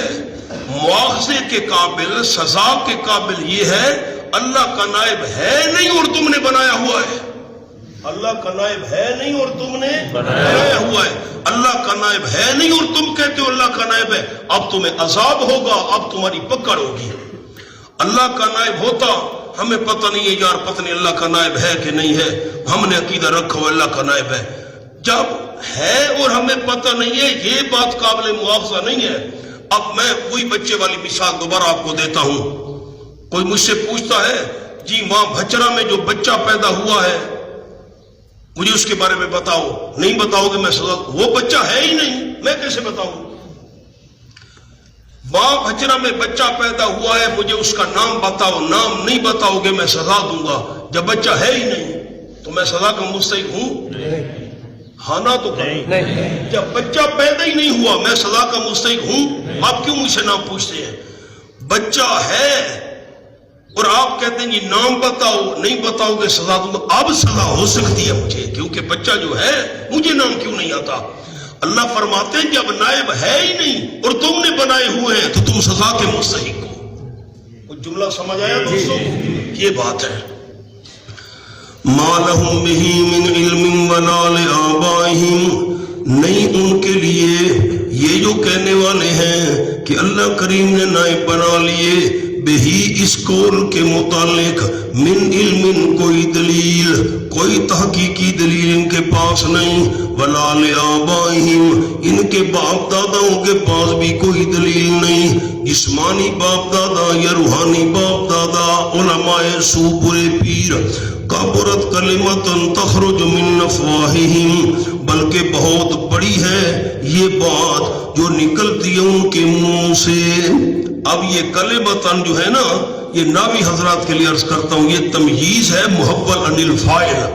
کبرت کلمتن تخرج من افواہہم، یہ بہت بڑی عذر کلمہ ہونے کے، یہ بہت بڑی بات ہے جو نکل رہی ہے ان کے منہ سے۔ ان یقولون الا کذبا، اب کبرت کلمۃ تخرج من افواہہم پر آپ نے کون سی تائید لوگوں کو دکھانی ہے؟ وہ سورۃ مریم والی۔ یہ بہت بھاری کلمہ ہے جو کہتے اللہ نے نائب بنا لیے، اختیارات حوالے کر دیے، ساری کائنات کا نظام درم برم ہونے لگتا ہے، اللہ کے حوصلے برداشت کر رہا ہے۔ یہ بات ٹھیک ہو گئی؟ آگے چلیں۔ یقولون الا کذبا، نہیں کہہ رہے مگر جھوٹ۔ ایک جملہ اور بھی لکھ لیں سامنے حاشیے پر، جب نائب کا وجود ہی نہیں تو یہ بات قابل عذاب ہے، جب نائب کا وجود ہی نہیں تو یہ بات قابل عذاب ہے۔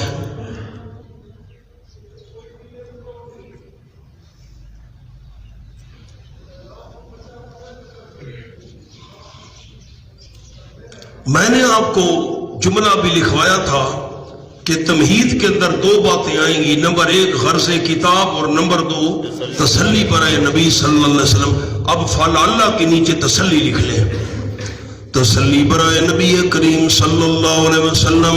کتاب کی غرض بیان ہو گئی، اب تسلی بیان ہو رہی ہے۔ فلعلک باخع نفسک علی آثارہم ان لم یؤمنوا بہذا الحدیث اسفا۔ فلعلک، اب یہاں جو لعل آیا ہے نا ناوی حضرات، یہ اشفاق کے لیے آیا ہے۔ اشفاق، اشفاق یشفق کو اشفاقاً، شفقت بیان کرنے کے لیے۔ بے ترجی کے لیے نہیں آیا۔ فَلَعَلَّكَ بَاخِعٌ نَفْسَكَ، اب لطف تو آتا ہے پنجابی میں اور سارے ساتھی پنجابی سمجھتے نہیں۔ فَلَعَلَّكَ بَاخِعٌ، متا تو اپنی جان کو ختم تو نہیں کروں میرا محبوب۔ اب اردو میں اس کی تعبیر ہو نہیں سکتی، کیا کریں؟ فَلَعَلَّكَ بَاخِعٌ نَفْسَكَ، شاید آپ صلی اللہ علیہ وسلم ہلاک کرنے والے اپنی جان کو عَلَىٰ آثَارِهِمْ، ان کی خاطر، عَلَىٰ آثَارِهِمْ کا معنی لکھیں ان کی خاطر، ان کے پیچھے یعنی ان کی خاطر آپ اپنی جان کو ہلاک کرنے والے ہیں۔ نانا میرے محبوب یوں تو نہ کرو، اِلَّمْ يُؤْمِنُوا، اگر نہیں ایمان لے آتے وہ، بِهَٰذَا الْحَدِيثِ، اس کلام کے ساتھ اگر وہ ایمان نہیں لے آتے، آپ کیوں جان اپنی ہلاک کر رہے ہیں؟ آصفا، افسوس کر کر، شدت غم کی وجہ سے افسوس کر کر آپ کیوں اپنی جان کو ہلاک کر رہے ہیں؟ یہ جو آصفن ہے نا، یہ باخعن کا مفعول ہے۔ ناوی حضرات، آصفن یہ باخعن کا مفعول ہے۔ آپ صلی اللہ علیہ وسلم اپنی جان کو کیوں ہلاک کر رہے ہیں اگر وہ نہیں ایمان لے آتے؟ بِهَٰذَا الْحَدِيثِ، اس کلام کے ساتھ۔ بِهَٰذَا الْحَدِيث کا کیا معنی کیا؟ آصفاً، افسوس کر کر۔ خلاصہ یہ ہے، غم نہ کرو میرے محبوب، نہیں مانتے تو نہ مانے۔ اور سورۃ الشعراء بالکل ابتدا دیکھیں، وہاں پر کیا انداز ہے۔ 19واں پارہ، سورج شروع ہو رہی ہے۔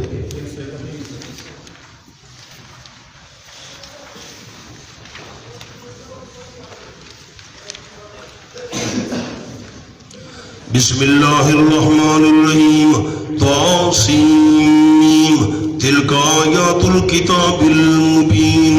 ایک ساتھی صفحہ بتائے نا اونچا، اور یہ صفحہ ہے، سورۃ الشعراء شروع ہو رہی ہے 331۔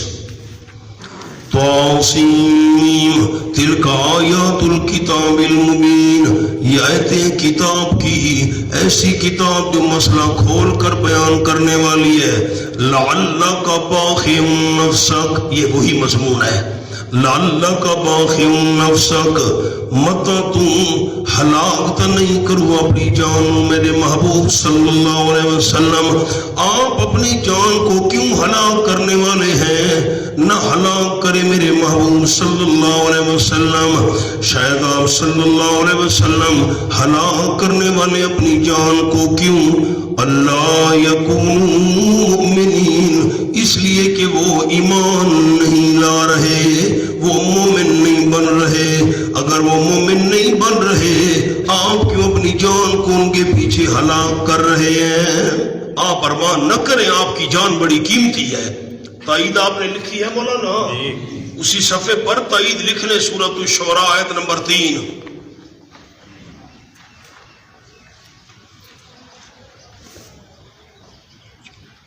اِنَّا جَعَلْنَا مَا عَلَى الْأَرْضِ زِینَةً لَهَا، آپ نے میرے پیغمبر ڈرانے کا، خوشخبری سنانے کا حق ادا کر دیا۔ نہیں مانتے نہ مانے، آپ کیوں افسوس کر اپنی جان کو ضائع کر رہے ہیں؟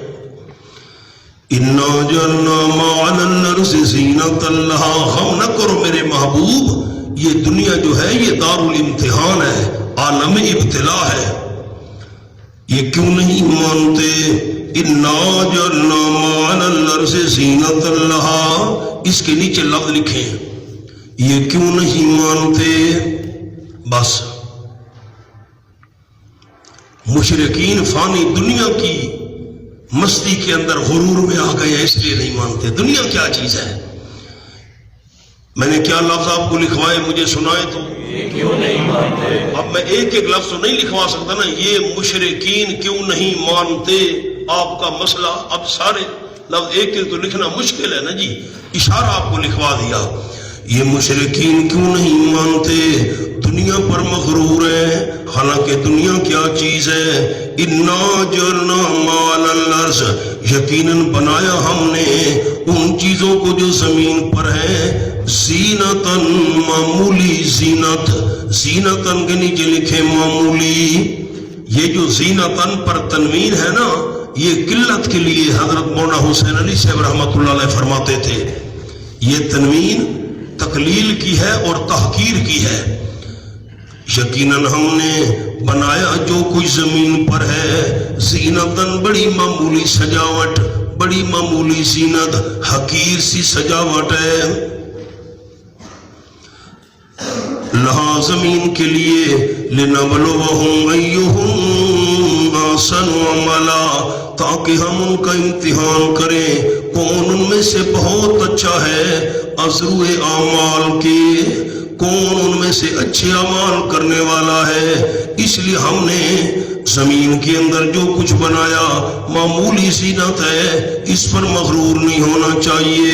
اصل تو ہم امتحان کرنا چاہتے ہیں اچھے اعمال کرنے والا کون ہے. ان حاشیے پر لفظ لکھ لیں اللہ کی رضا، مصطفیٰ کی راہ. جلدی کریں پھر میں سمجھا دیتا ہوں. پورے قرآن پاک میں اللہ نے کہیں یہ نہیں فرمایا کہ تم میں سے زیادہ اعمال کرنے والا کون ہے. زیادہ اعمال نہ کھولے مولانا سورۃ الملک 29واں پارہ.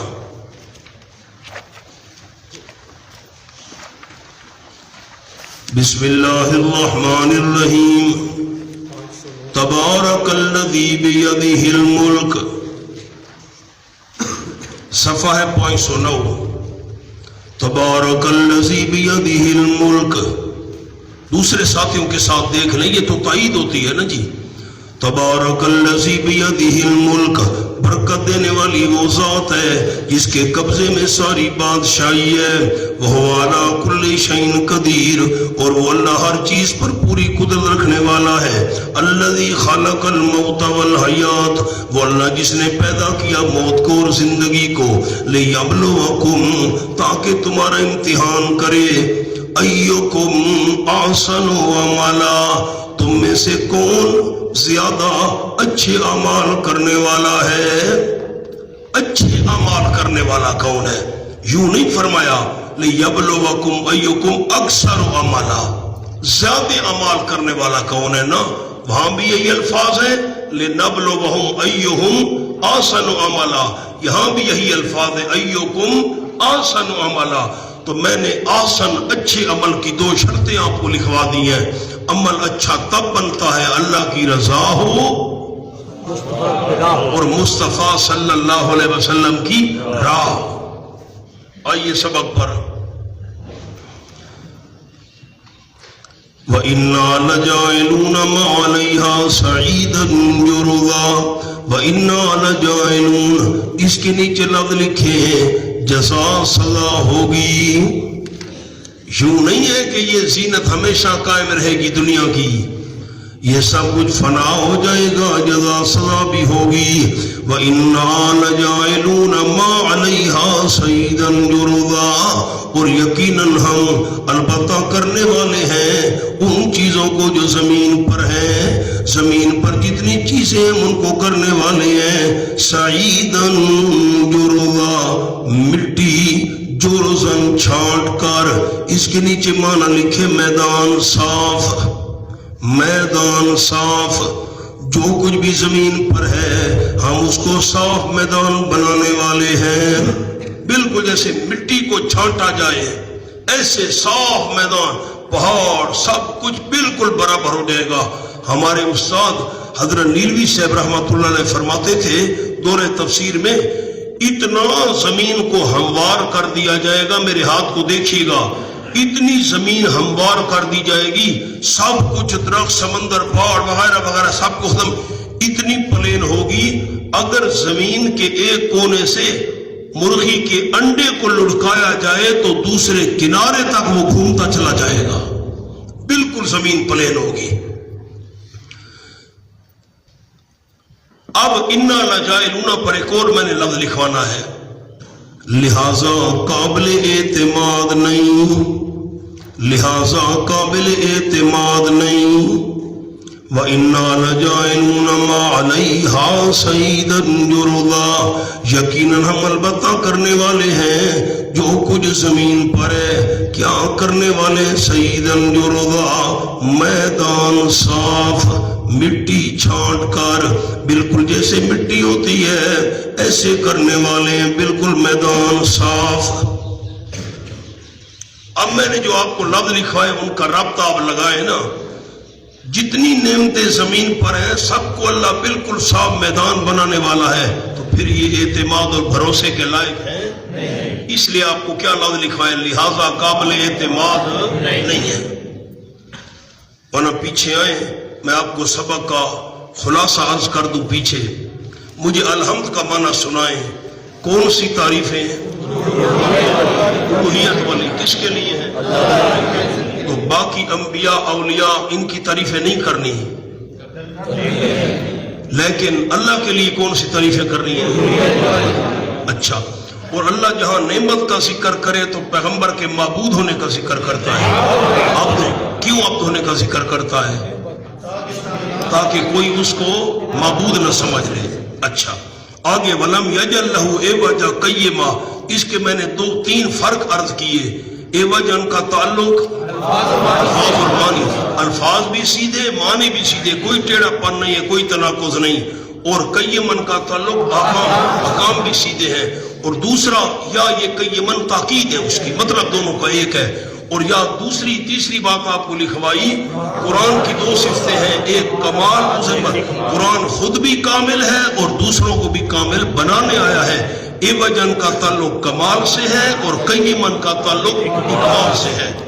اچھا آگے آپ کو کیا بتایا کہ یہ تو بتا دیا عذاب سے ڈرانا ہے، کن کو ڈرانا ہے یہ ذکر بھی نہیں آیا تھا، تو پھر یہ ذکر کرنا تھا نا جو کہتے ہیں کہ اللہ نے نائب بنا لی ان کو ڈرانا ہے، تو یونزرہ کو دوبارہ دہرا دیا۔ لیکن مومنوں کا ذکر چلا تو دونوں باتیں ہیں، مومنوں کو خوشخبری سنانی ہے اور سنانی کس کی ہے؟ اجرن حسنا کی ہے۔ یہ بات بھی ہو گئی۔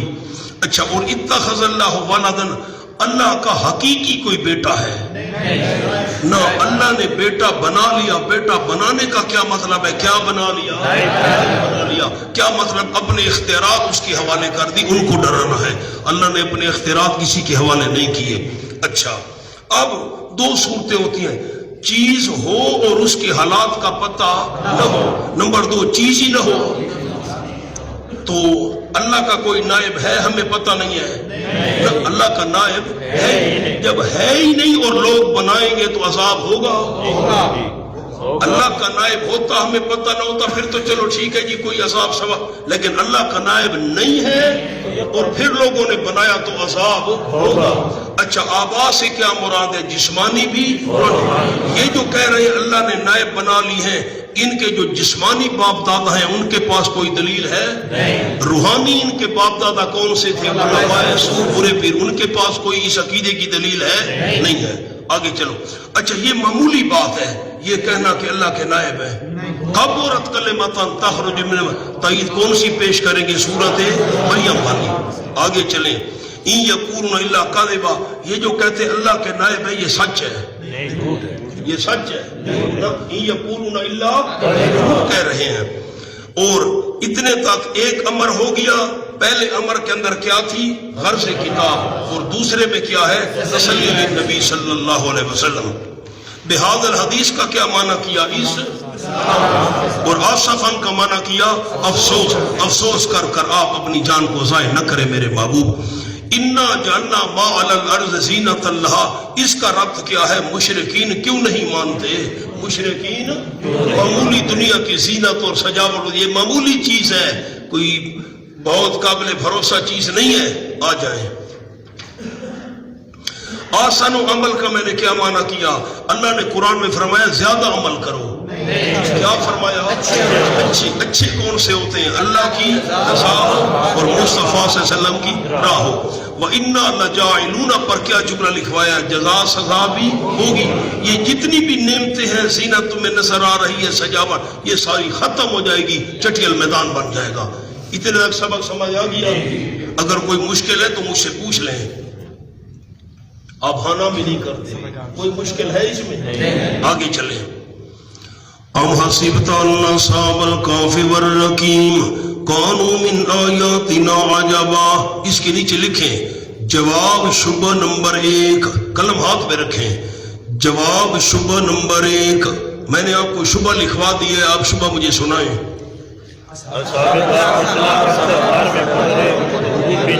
پڑھے پڑھے پڑھے پڑھے. غار میں سوئے رہے اتنی لمبی مدت, دھوپ ان پر نہیں پڑتی تھی, سورج ان سے ہٹ. دیکھن ایک ایک لفظ میں نہیں لکھوا سکتا, خلاصہ صاحب کو لکھوا دیا. دھوپ نہیں پڑتی تو طاقتیں تھیں نا. مولانا میری طرف دیکھیں, کوئی ساتھی نیچے نہ دیکھے. ہمارے استاد شیخ التفسیر والحدیث حضرت مولانا قاضی اسمت اللہ سے بڑی عجیب بات یہاں بیان فرماتے تھے. بات بڑی عجیب ہے. دورے میں ہم نے یہ بات ان سے سنی تو ہم حیران رہ گئے. اب اوپر دیکھیں گے تو بات سمجھ آئے گی. اسحاق قیس صاحب رحمہ اللہ فرماتے تھے مخالفین کا خیال یہ تھا کہ جب ہم اصحاب کہف والا سوال کریں گے نا, آمنہ کا لال یا جواب دے گا یا نہیں دے گا. جواب دے گا پھر بھی ہمارا فائدہ ہے, نہیں دے گا پھر بھی ہمارا فائدہ ہے. آپ نے بات پر غور کیا؟ یہ بات آپ نے بعد میں لکھنی ہے, اب میں ہر بات تو نہیں لکھوا سکتا. وہ کیسے؟ ہم اصحاب کہف والا سوال کریں گے, یہ جواب نہیں دے گا, ہم کہیں گے سچا نبی نہیں ہے نا, کیوں جواب نہیں دیتا؟ جواب نہ دے ہمارا فائدہ. اچھا جواب دے گا تو ہمارا فائدہ. کیا جواب دے گا؟ وہ غار میں رہے, ان پر دھوپ نہیں پڑتی تھی, سورج ان سے ہٹ جاتا تھا, ان کے جسم خراب نہ ہوئے. تو ہم کہیں گے وہابی پھر ولیوں کی طاقتیں ہیں نا. پھر ہم کیا کہیں گے؟ یہ وہابی تو میں کہہ رہا ہوں نا, ایسے سمجھانے کے لیے. تو ہم کہیں گے ولیوں کی طاقتیں ہیں نا. جواب نہ دے ہمارا فائدہ, اور دے کیا جواب دے گا؟ غار میں رہے, دھوپ نہیں پڑتی تھی, سورج ہٹ جاتا تھا, جسم خراب نہیں, تو ہم کہیں گے ولیوں کی طاقتیں ہیں نا. بھابی تو جو نہیں مانتا. بات سمجھ آ گئی؟ بڑی عجیب بات. اللہ نے ایسے انداز میں جواب دیا, جواب بھی آ گیا, ان کا مقصد ہی پورا نہ ہوا. اللہ نے فرمایا یہ جو غار میں رہے, سورج نہیں پڑتا تھا, دھوپ نہیں آتی تھی, وغیرہ وغیرہ, جسم, یہ ان کا کمال نہیں تھا, یہ اللہ کی قدرت تھی. ان کا کمال نہیں تھا. جواب بھی آ گیا اور ان کو موقع بھی نہیں مل سکا. اب دیکھیں ام حسبت ان اصحاب الکہف والرقیم کانوا من آیاتنا عجبا. یہ استفہام انکاری ہے اور یہ تمہید ہے. اچھا اس کے نیچے یہ جو اس اول فتیہ ہے نا, اس کے نیچے لکھ لیں اجمال. اجمال کا معنی مختصر. پہلے مختصر قصہ بیان ہوگا پھر تفصیل آئے گی. استفہام انکاری. ام حسبتا کے نیچے لکھیں تمہید. اب کسے کی تمہید باندھی جا رہی ہے؟ ام حسبتا ان اصحاب الکہف والرقیم, آیا گمان کیا ہے تو نے سننے والے, یقیناً غار والے, کہف کا معنی غار, غار والے, والرقیم اور تختی والے, کانوا من آیاتنا عجبا, تھے ہماری قدرت کی نشانیوں میں سے کوئی زیادہ عجیب نشانی. عجباً کے نیچے زیادہ لکھیں, پھر میں سمجھاتا ہوں.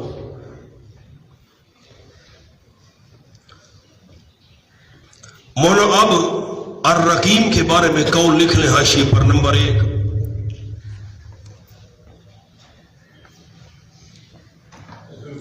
بستی. نمبر 2 پہاڑ. بے معنی مرقوم.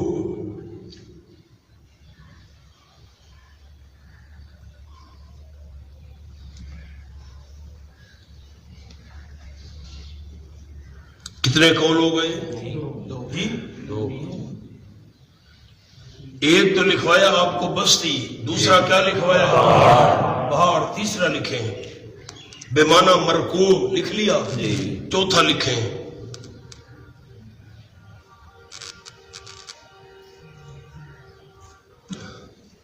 تختی پر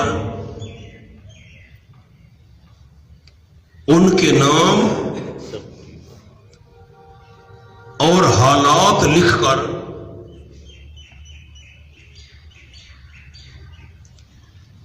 خزانہ میں جمع کرا دیے گئے۔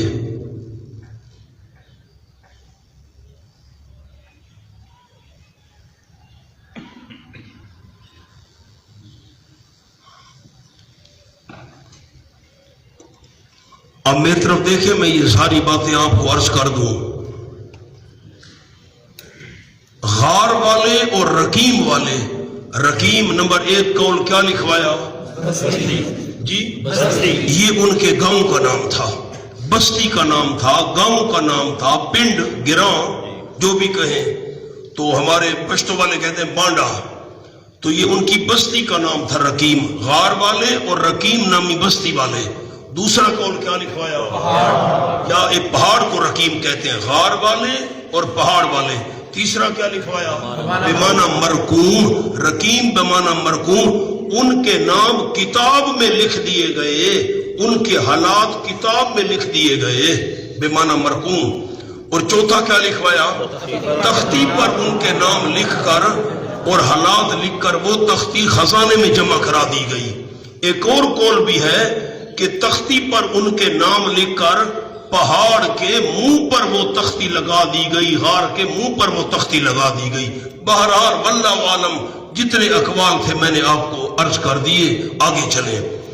ام حسبت ان اصحاب الکہف والرقیم، آیا گمان کیا ہے تو نے یقیناً غار والے اور رقیم والے، تختی والے، پہاڑ والے، کانوا من آیاتنا عجبا، تھے ہماری قدرت کی نشانیوں میں سے زیادہ عجیب نشانی۔ عجباً کے نیچے میں نے کیا لفظ لکھوایا؟ اب آپ میری طرف دیکھیں گے تو میں سمجھاؤں گا نا۔ تم نے یہ سوال کیا ہے، میرا جملہ غور سے تمام دوستوں نے سننا ہے۔ تم نے جو سوال کیا ہے میرے محبوب پر، ہمیں غار والوں کا حال بتاؤ، تمہارا کیا خیال ہے کہ یہ میری قدرت کی نشانیوں میں سے زیادہ عجیب نشانی تھے؟ نشانی قدرت کی تھے، لیکن میری قدرت کی اس سے بھی زیادہ عجیب نشانیاں موجود ہیں۔ یہ اتنی زیادہ عجیب نشانی نہیں تھے، نشانی تھے، اتنی زیادہ عجیب نشانی نہیں تھے، میری قدرت کی اس سے بھی زیادہ عجیب نشانیاں دنیا میں موجود ہیں۔ بات سمجھ آئی مولانا؟ پھر مانا کرتا ہوں، یقیناً غار والے اور رقیم والے تھے من آیاتنا، ہماری قدرت کے نشانات میں سے زیادہ عجیب۔ نہ یہ زیادہ عجیب تھے، نہیں بھائی، اس سے بھی زیادہ عجیب چیزیں موجود ہیں۔ اذ اول فتیۃ الی الکہف، اب یہ مختصر ذکر ہوگا، پہلے تمہید تھی پھر اس کی تفصیل آئے گی۔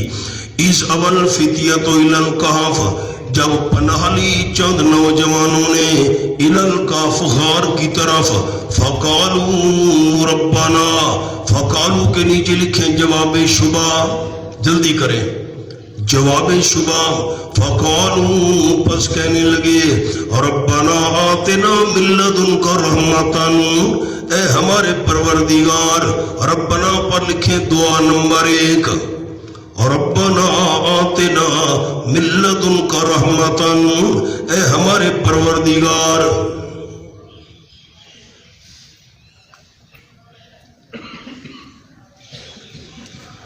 دے تو ہم کو اپنی طرف سے رحمتاً، رحمتاً تنوین برائے تعظیم، بہت بڑی رحمت، رحمتاً بہت بڑی رحمت عطا کر۔ حاشے پر لکھیں استقلال علی التوحید، استقلال علی التوحید، اللہ ہمیں مسئلہ توحید پر ڈٹ جانے کی توفیق عطا فرما۔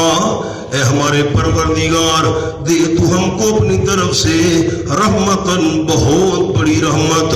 کون سی بہت بڑی رحمت؟ ہمیں توحید پر ڈٹ جانے کی توفیق عطا فرما۔ نمبر 2، وَحَيِّ لَنَا پر لکھیں دعا نمبر 2، یہ دوسری مناجات ہے۔ وَحَيِّ لَنَا مِنْ أَمْرِنَا رَشَدًا، اور پوری کر تو واسطے ہمارے من امرنا، اس معاملے میں سے راشدن، درستگی کو۔ اللہ یہ جو ہجرت والا ہمارا کام ہے، اس میں اللہ درستگی بھی نصیب فرما دے۔ من حاشے پر ایک جملہ لکھیں، ہر کام میں دو چیزیں ہوتی ہیں، جلدی کریں، ہر کام میں دو چیزیں ہوتی ہیں،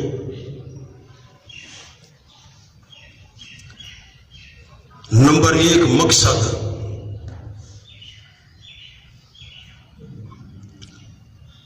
نمبر دو اسباب۔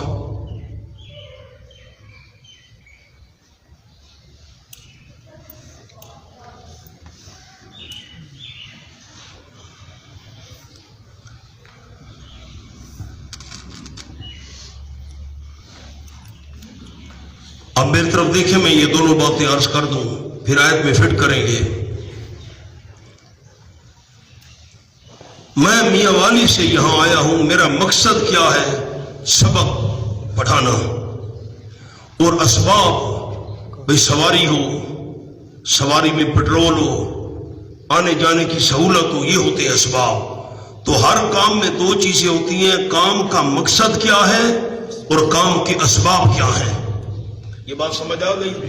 ہر چیز کام میں دو باتیں ہوتی ہیں، مقصد کیا ہے اور نمبر دو اسباب کیا ہے۔ غار میں کیوں گئے؟ اس اول فتی آپ دیکھیں، غار کے اندر کیوں گئے، غار میں کیوں پناہ لی؟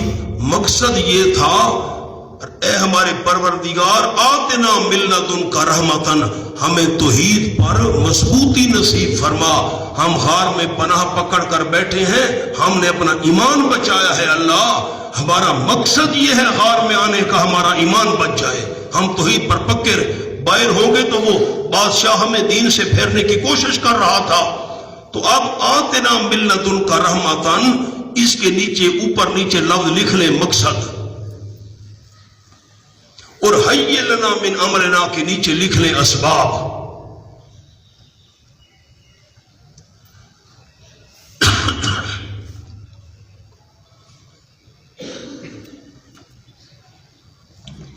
غار میں کیوں چھپے تھے؟ آپ بتائیں نا، آپ بتائیں، غار میں کیوں چھپے تھے؟ تاکہ توحید پر ہمیں استقامت نصیب ہو جائے۔ استقلال اللہ توحید آپ کو لکھوا دیا، کیونکہ بہر ایمان کا خطرہ تھا۔ اور آگے حی لنا من امرنا رشدا، اللہ اب ہم غار کے اندر تو چھپ گئے ہیں، لیکن اس کے جو اسباب ہیں وہ بھی ہمیں مہیا کر دے۔ وحی لنا من امرنا رشدا، اور پوری کر دو ہمارے لیے ہمارے اس کام میں سے راشدن، بھلائی درستگی کو، اللہ ہمیں اسباب بھی مہیا کر دے۔ بڑا مقام حل ہو گیا، آپ ہانا بھی نہیں کرتے۔ فَضَرَبْنَا عَلَىٰ آذَانِهِمْ فِي الْكَهْفِ، اس کے نیچے لکھیں اجابت، اجابت کا معنی قبول کرنا، اللہ نے ان کی دعا قبول فرمائی۔ فَضَرَبْنَا عَلَىٰ آذَانِهِمْ فِي الْكَهْفِ، پس ڈال دیا ہم نے پردہ۔ ضربنا کے اوپر پردہ لکھ لیں، عربی والے عربی میں لکھیں الحجاب۔ فَضَرَبْنَا الْحِجَابَ، ہم نے پردہ ڈال دیا، عَلَىٰ آذَانِهِمْ، ان کے کانوں پر، فِي الْكَهْفِ، غار کے اندر، سِنِينَ عَدَدًا، کئی سال گنتی کے، کئی گنتی کے سال ہم نے ان کی کانوں پر پردہ ڈال دیا۔ اس کے سامنے حاشیے پر لفظ لکھے نمبر ایک، نوم خفیف، نوم نیند کو کہتے ہیں، لا تاخذو سنۃ ولا نوم، نوم خفیف۔ نمبر دو نوم شدید، یہ لفظ میں عرض کر دیتا ہوں لیکن پھر بات آپ سے پوچھنی ہے۔ آپ نے یہ لفظ لکھ لیے نوم خفیف، نوم شدید، تو اب میری طرف دیکھیں، کوئی ساتھی نیچے نہ دیکھیں، سر اٹھائیں، کیونکہ یہ بات پھر نہیں آئے گی قرآن میں۔ یہ مجھے دیکھیں جی، میں نے آنکھیں بند کر لی، کچی نیند ہے۔ جو نیند خفیف ہلکی ہو نا، اس میں آنکھیں بند ہو جاتی ہیں۔ میرا لیتے بیٹھے ہو، ہلکی نیند ہو نا، ہلکی ہلکی پھلکی نیند، کچی نیند کہتے ہیں، نوم خفیف، ہلکی نیند، کچی نیند، آنکھیں بند ہو جاتی ہیں۔ کسی نے بات، بھائی کیا بات کر رہے ہو بھائی، میرے بارے میں باتیں کر رہے ہو بھائی، میں سن رہا ہوں بھائی، یہ کچی نیند ہوتی ہے۔ اور دوسری ہوتی ہے نوم شدید، سخت نیند، آنکھوں پر بھی آ جاتی ہے، کانوں پر بھی آ جاتی ہے۔ صرف آنکھوں پر نیند آئے، ساتھ بات کرو بندہ اٹھ بیٹھتا ہے، کیا ہو رہا ہے بھائی، اور جو نوم شدید ہوتی ہے وہ آنکھوں پر بھی آ جاتی ہے، کانوں پر بھی آ جاتی ہے، بات کرتے رہو بندہ بات نہیں سن سکتا۔ اب میری طرف دیکھیے گا نا، قرآن کے الفاظ ہے ضربنا علی آذان، ہم نے ان کے کانوں پر پردہ ڈال دیا۔ آپ نے بتانا ہے نیند ان کی کچی تھی یا پکی تھی؟ پکی نیند تھی۔ تو یہ کون سی نوم تھی؟ نوم خفیف نہیں تھی، نوم شدید تھی۔ فی الکاف سنین، اب حاشیہ سمجھ آ گیا نا میں نے کیوں نوم خفیف اور شدید آپ کو لکھوایا ہے؟ فرمایا فی الکاف سنین عددا، گنتی کے چند سال، کئی گنتی کے سال۔ اب علماء کے لیے ایک عرض کرتا ہوں جملہ، حاشیے پر لکھ لیں، عددن پر، عددن، عددن بڑھانے میں اشارہ ہے سنین کی کثرت کا، ورنہ کم چیز گنا نہیں کرتے۔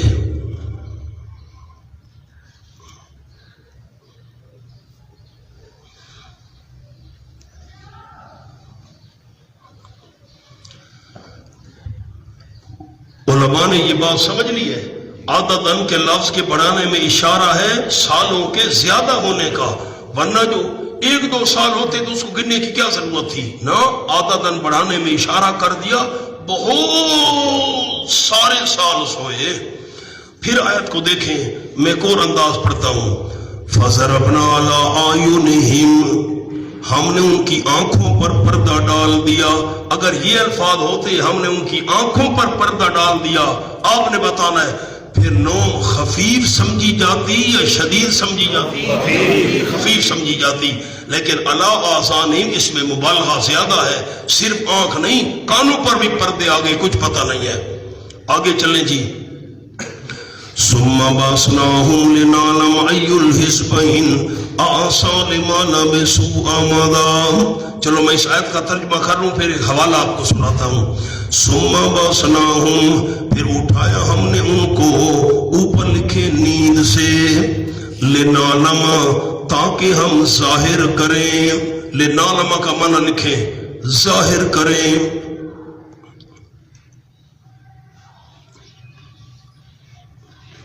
امر لفظی معنی تو یہ ہے لنعلم، ہم نے ان کو نیند سے اٹھایا، اللہ فرما رہے ہیں تاکہ ہم معلوم کریں۔ اللہ کو معلوم نہیں ہے؟ آپ چپ کر گئے، اللہ کو تو سب کچھ معلوم ہے۔ اللہ کہتے ہیں میں نے اس لیے ان کو اٹھایا، ہم جاننا چاہتے تھے، ہم معلوم کرنا چاہتے، اللہ کو تو معلوم ہے، اس لیے اللہ کے بارے میں یہ الفاظ آئیں گے تو ہم معنی اظہار والا کریں گے، لنعلم، تاکہ ہم ظاہر کریں، تاکہ ہم۔ دوسرا پارہ کھولیں، بڑی اس کی قرآن میں مثالیں ہیں، میں آپ کو ایک نمونہ دکھا دیتا ہوں۔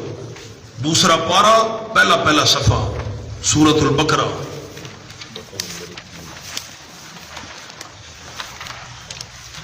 صفحہ 21، جلدی کریں۔ وما، یہ چوتھی پانچویں سطر ہے، وما جعلنا القبلۃ التي كنت عليها الا لنعلم من يتبع الرسول۔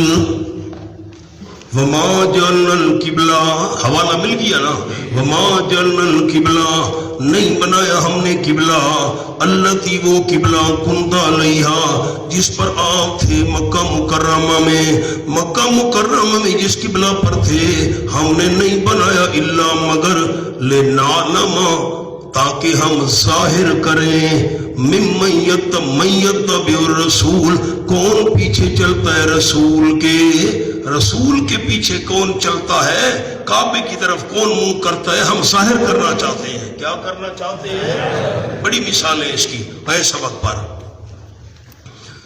ثم باسناہم، ہم نے ان کو اٹھایا، کس سے اٹھایا؟ موت سے۔ میں نے لفظ آپ کو لکھوا دیے، کس سے اٹھایا؟ نیند سے اٹھایا، لنعلم، تاکہ ہم۔ آپ نے معنی کرنا ہے، اللہ آپ کو آگے پڑھانے کی توفیق دے، لیکن معنی مجھے سنائے، تاکہ ہم ظاہر کریں۔ ای الحزبین، دو جماعتوں میں سے کون سی جماعت، احصا، اس نے شمار کر رکھا ہے، لما کے نیچے لکھے مدت، اس مدت کو، لبثوا امدا، کہ ٹھہرے رہے وہ، کتنی مدت وہ ٹھہرے رہے، دو جماعتوں میں سے کس جماعت کو زیادہ پتہ ہے؟ کس جماعت نے شمار کر رکھا ہے؟ دو جماعتوں میں سے کسی جماعت کو پتہ بھی ہے کہ نہیں کتنی مدت ہم نیند میں رہے؟ تھوڑا سا مولانا آگے آئے اسی صورت میں. یہ آیت نمبر 19 دیکھیں. وَكَذَلِكَ بَعَثْنَاهُمْ، یہ حوالہ ضرور کھولنا ہے ساتھیوں نے. وَكَذَلِكَ بَعَثْنَاهُمْ، یہ ہمارا کمال ہے، ہم نے ان کو اٹھایا نیند سے. لِيَتَسَاءَلُوا بَيْنَهُمْ، تاکہ سوال جواب کریں آپس میں. قَالَ قَائِلٌ مِّنْهُمْ، کہا ایک کہنے والے نے ان میں سے، کم لبثتم، کتنی مدت تم ٹھہرے ہو، تمہیں غار میں کتنی مدت گزری ہے؟ قَالُوا لَبِثْنَا يَوْمًا، اب دو جماعتیں بن گئیں. 7 آدمی تھے، ایک سوال کرنے والا امیر صاحب کتنی مدت ٹھہرے ہو، باقی بچ گئے 6. 3 بندوں نے جواب دیا. قالوا لبسنا یوما او بعض یوم، انہوں نے کہا جو 3 بندے تھے ہم ٹھہرے ہیں ایک دن، او بعض یوم، یا دن کا کچھ حصہ، نہیں پورا دن بھی نہیں بنتا، چند گھنٹے ہمیں یہاں گزرے ہیں. قالوا، دوسرے 3 کہنے لگے، ربکم عالم بما لبثتم، یار باس مباسا چھوڑو، پتہ نہیں کتنی دیر ٹھہرے ہیں، تمہارا پروردگار خوب جانتا ہے اس مدت کو جو تم ٹھہرے رہے ہو. تو 2 جماعتیں بن گئی تھیں. میری طرف دیکھیں نا مولانا، مہربانی کریں. ایک جماعت کہتی تھی 1 دن یا چند گھنٹے ٹھہرے ہیں، دوسری کہتی تھی چھوڑو یار رب کو پتہ ہے کتنی مدت ہم ٹھہرے ہیں. تو اللہ فرماتا ہے میں نے ان کو نیند سے اٹھایا، دیکھ رہے میری طرف، میں نے ان کو نیند سے جگایا. لِنَعْلَمَ أَيُّ الْحِزْبَيْنِ، 2 جماعتوں میں سے کسی جماعت کو اپنی مدت کا پتہ ہے، پتہ کسی کو نہیں تھا. دونوں جماعتوں میں سے کسی کو بھی پتہ نہیں. ہم نے کیوں ان کو نیند سے جگایا؟ ہم یہ ظاہر کرنا چاہتے تھے 2 جماعتیں، ایک جماعت 1 دن چند گھنٹے ٹھہرے، دوسری کہتی اللہ کو پتہ ہے یار ہمیں کوئی پتہ نہیں ہے.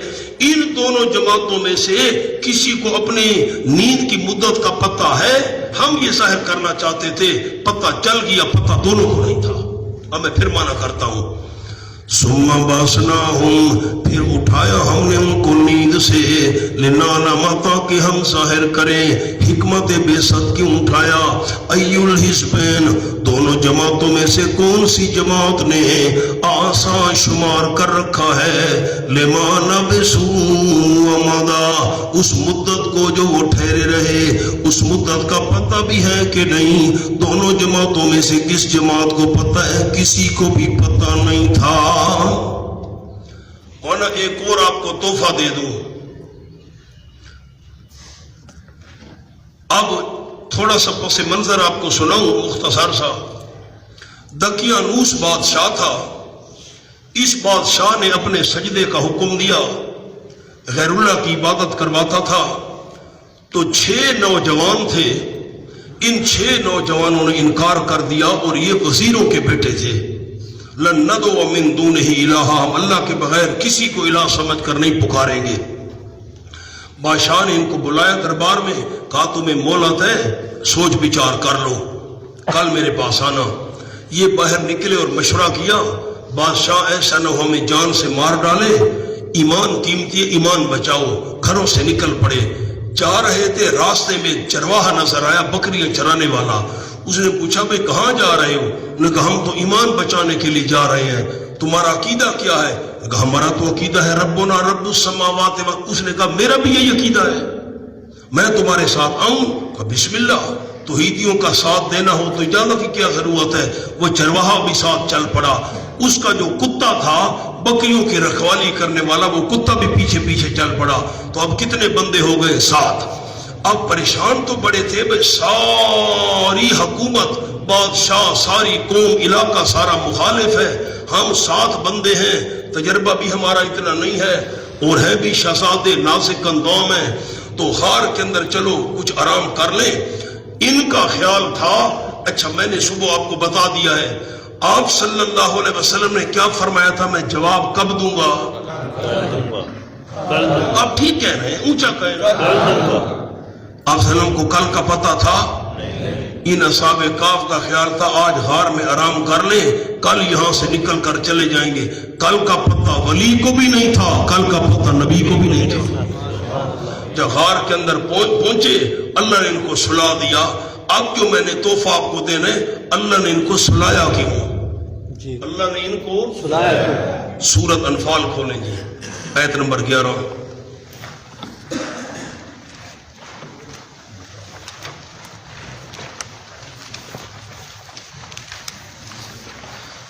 سبحان اللہ، یہ صفحہ ہے 161۔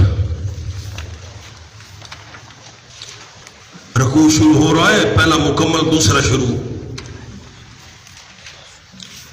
اِذْ يُغَشِّيكُمُ النُّعَاسَ أَمَنَةً مِّنْهُ وَيُنَزِّلُ عَلَيْكُم مِّنَ السَّمَاءِ مَاءً۔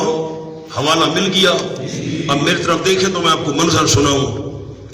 اللہ نے کئی دفعہ ہمیں، میں گنہگار ہوں، نالائق ہوں، کئی دفعہ اللہ نے بدر کا میدان ہمیں دکھایا تو میدان بدر 80 میل دور ہے مدینہ طیبہ سے، 150 کلومیٹر۔ تو مکہ والوں کی تعداد 1000 تھی، یہ بھی مکہ مکرمہ سے چل کر بدر آ پہنچے، صحابہ کرام بھی بدر جا پہنچے۔ اب دشمنوں کے پاس اسلحہ بھی زیادہ ہے، تعداد بھی زیادہ ہے، انہوں نے پکی زمین پر قبضہ بھی کر لیا، پانی کے کنویں پر بھی قبضہ کر لیا۔ صحابہ کرام کے حصے میں ریتلی زمین آئی، چلتے ہیں پاؤں زمین میں دھنستے ہیں، سواریاں ان کے پاس کم ہیں، اسلحہ تو ہے ہی نہیں نا، چند تلواریں تھیں، لاٹھیاں اٹھائی ہوئی تھیں، پھر پردیش بھی ہے۔ اب صحابہ بڑے پریشان تھے۔ اپنے شہر کے اندر رہ کر مقابلہ بڑا آسان ہوتا ہے دشمن سے، اور باہر تو بڑا مسئلہ بن جاتا ہے دور۔ تو اب میری طرف دیکھیں، لشکر آمنے سامنے ہے، اللہ کریم نے صحابہ کرام کو کھڑے کھڑے سلا دیا، نیند مسلط کر دی۔ بس تھوڑی دیر بعد جاگے، ساری پریشانی ختم۔